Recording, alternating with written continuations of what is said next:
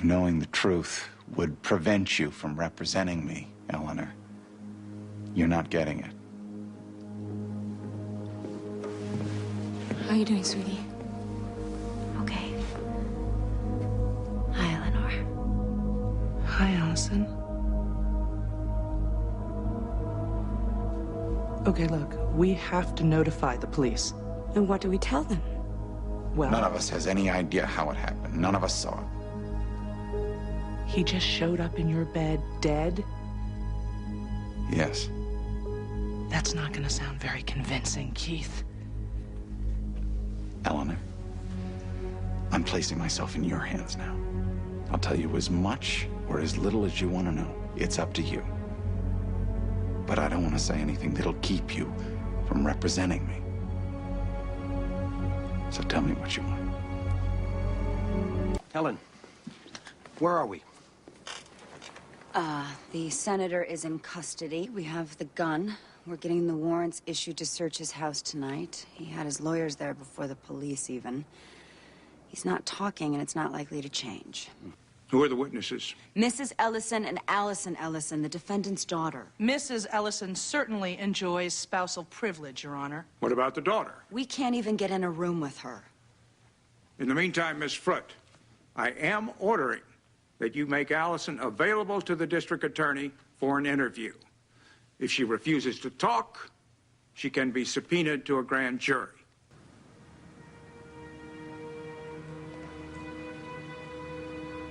We had just come home from the movies.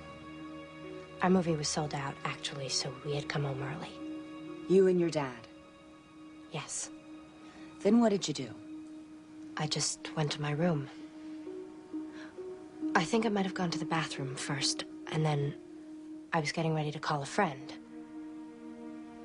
And then I heard some screaming and yelling.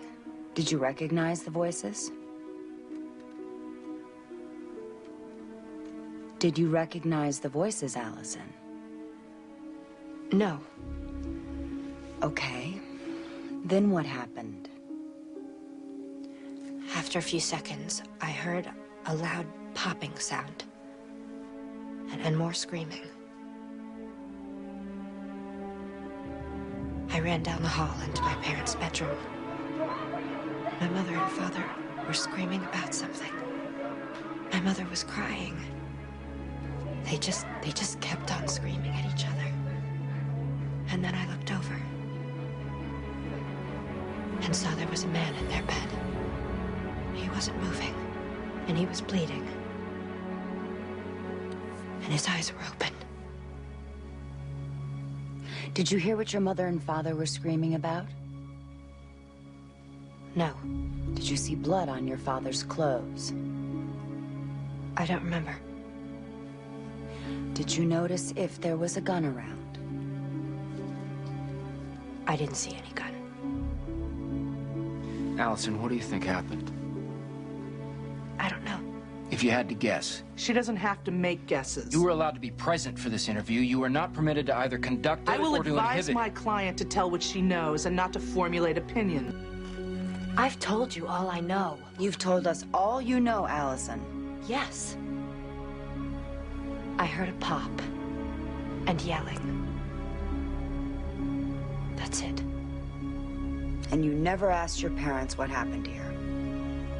No. I didn't.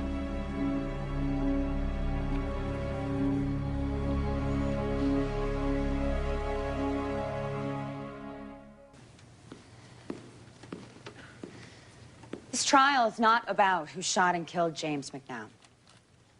The defendant did that. There's no dispute there. This trial is about why he did it. Now, the evidence will show conclusively that the defendant discovered his wife making love to the victim and, in an act of anger and revenge, murdered Mr. McNown. The evidence will show the defendant then sought to cover up his crime, that he either destroyed or tampered with evidence in an attempt to get away with this murder. In this trial, ladies and gentlemen, the Commonwealth will only be asking you to see the obvious. The defendant murdered the man sleeping with his wife.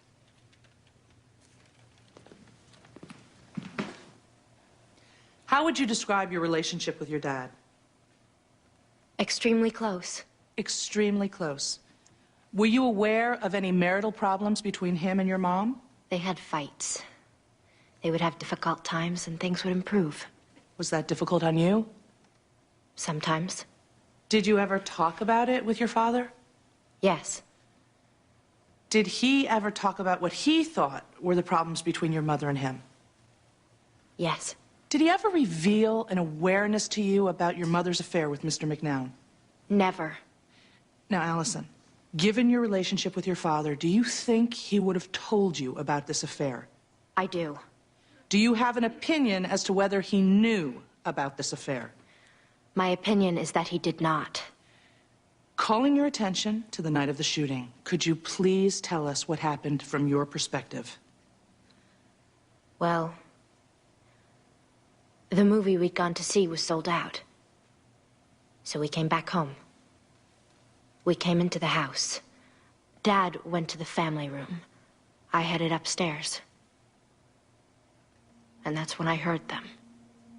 Heard who? My mother. And Mr. McNown. You heard them? They were in her bed, doing what they usually did when Dad and I were out of the house. Wait a second, you knew it was Mr. McNown? My father didn't know about the affair, but I certainly did. Well, when you heard them that night, you didn't tell your father? No. You just went back to your room? Eventually. Eventually? First, I got the gun, and I shot Mr. McNown. Your Honor. Chambers!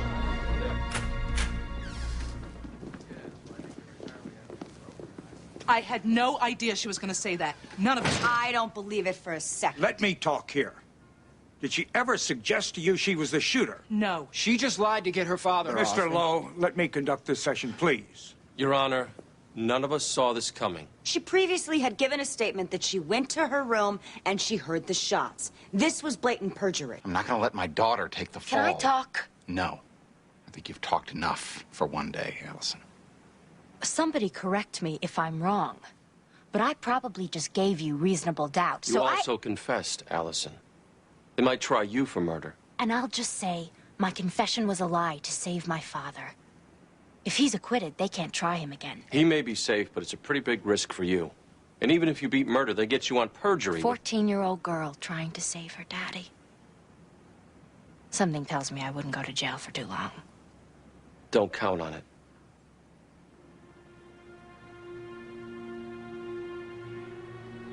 Are you really so sure I committed perjury, Mr. Donnell?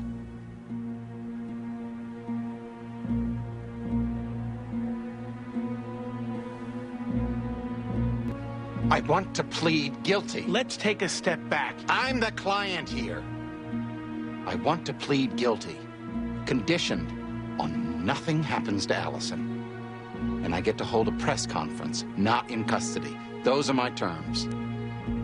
Take it to the DA. If there is anything you are more committed to than your political career, it is your daughter. Is she taking the rap for you? Or have you been taking the fall for her all along? I instructed you to plead guilty. Are you going to answer my question? Make the deal.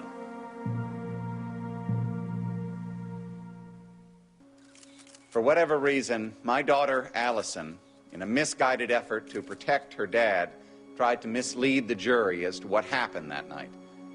I only accepted this plea of manslaughter because my conscience cannot permit allowing my daughter to accept any culpability for this act. Did I make a mistake? Absolutely. Is that true, Marcia? Maybe I've learned something. You really think if Allison did this, I'd stay quiet? I don't know. You might not want her life ruined because of an affair you had. I never had an affair, Eleanor. Excuse me? I say this now, client to attorney. The reason I told you they'd never be able to prove my affair with Jim McNown is because it never happened. Jim McNown had his affair with Keith. What? My husband is gay, Eleanor. And you know the old saying, 2 things that'll kill a political career. Being caught with a dead woman or a live boy. Keith and Jim McNown were in that bed that night. You killed him? That information is sealed up in privilege, counselor. There's nothing you can do now but sit on it. So, at the party... I confronted Jim McNown with the affair. And when he said he wanted to go public with it, that's when Keith was overheard saying he wouldn't stand to be humiliated. You all were so close. Spouse comes home with daughter, finds spouse in bed with another man, snaps, shoots. You just had the wrong spouse in bed. And the wrong one with the gun. Made a mistake. Will now serve time for that mistake.